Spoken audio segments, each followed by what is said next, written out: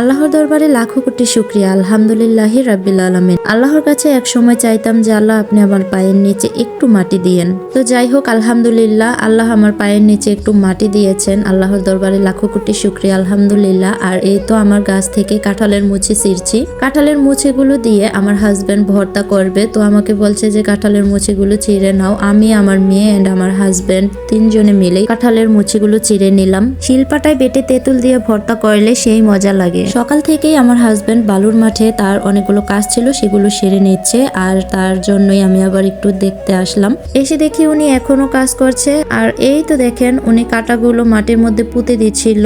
আগের নেটের উপর দিয়ে আবার নতুন করে নেট এনে লাগিয়ে দিয়েছে এবং নতুন নেটগুলো যাতে কাটতে না পারে সেই জন্য কাটার ব্যবস্থা করেছে। আপনারা হয়তো ভাববেন যে কাঁটাগুলো দিয়ে ভুল করছে, আসলেই না, কাঁটাগুলো আমাদের সেভের জন্যই দেওয়া হয়েছে এন্ড কারো কোনো ক্ষতিও হবে না, যেহেতু একেবারে রাস্তা ছেড়ে দেওয়া হয়েছে। তো যাই হোক, কাঁটাগুলো দেওয়ার মেন রিজন হচ্ছে বাড়িতে কোনো কলা, আম বা যে কোনো ফল যদি ধরে তো সেই ফলগুলো আমরা পাই না, কে বা কারা নিয়ে যায় চুরি করে এন্ড নেটগুলো সব কেটে ফেলে এবং নেট কেটে ফেলার কারণে কাঁটাগুলো দেওয়া হয়েছে যাতে নেট কাটতে না পারে। একটু দেরিতে হলেও সালামটা গ্রহণ করবেন। আসসালামু আলাইকুম, সবাই কেমন আছেন? আশা করছি আল্লাহর অশেষ রহমতে অনেক ভালো আছেন। আমরাও অনেক ভালো আছি আলহামদুলিল্লাহ। আজকে আমি চলে এসেছি আমার বাড়িতে। আমার বাড়িতে ঘর দুয়ার করা হয় নাই তো কি হয়েছে, চারদিকে বেড়া আছে এন্ড গেটও দেওয়া আছে, গেটে তালা তো লাগাই। আল্লাহর রহমতে আল্লাহ আমাকে যতটুকু বাড়ি দিয়েছেন আলহামদুলিল্লাহ, এবং এই জায়গাটুকুতে আমি যেন ঘর বাড়ি করে থাকতে পারি, সবাই দোয়া রাখবেন। এখানে আমার গাছের ফলগুলো, আমার গাছের ফল ধরেছে মাশাআল্লাহ আলহামদুলিল্লাহ। আল্লাহর রহমতে অনেক রকমের ফল ফলাদি খাই।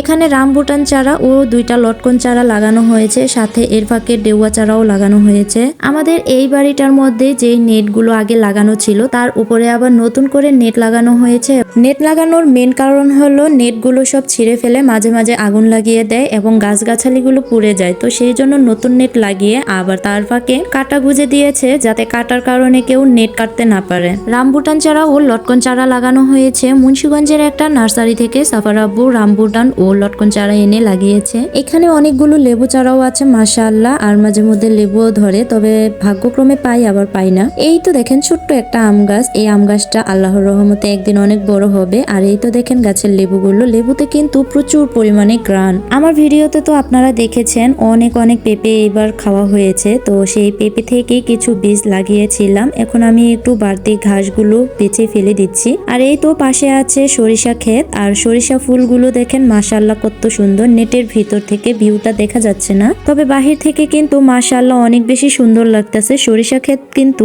এমনিতেই দেখতে অনেক বেশি সুন্দর, সবুজের মধ্যে হলুদ মাশাআল্লাহ। এই তো দেখেন আমার গাছে অনেকগুলো কলার ছড়া হয়েছে এবং এই কলার ছড়াগুলো কিন্তু অনেক সময় পাই আবার অনেক সময় পাই না। এগুলো নেওয়ার কারণেই আমার নেটগুলো কেটে ছিঁড়ে ফেলে দেয়। এই তো দেখেন মাশাআল্লাহ কলার ছড়া। আর আমার বাড়ির ভিউটা আপনাদের কাছে কেমন লাগলো অবশ্যই কমেন্টস করে জানাবেন। এই দিকটা কিন্তু ঝাড়ু দেওয়া হয় নাই, আর যতটুকু ঝাড়ু দেওয়া হয়েছিল ততটুকু দেখেন একেবারে পরিষ্কার পরিচ্ছন্ন। শখ করে আমার বাড়িটাকে একটু ঝাড়ু দিতে মন চাইলো, তো পাতা পড়েছিল সেগুলো ঝাড়ু দিয়েছি, এই আর কি।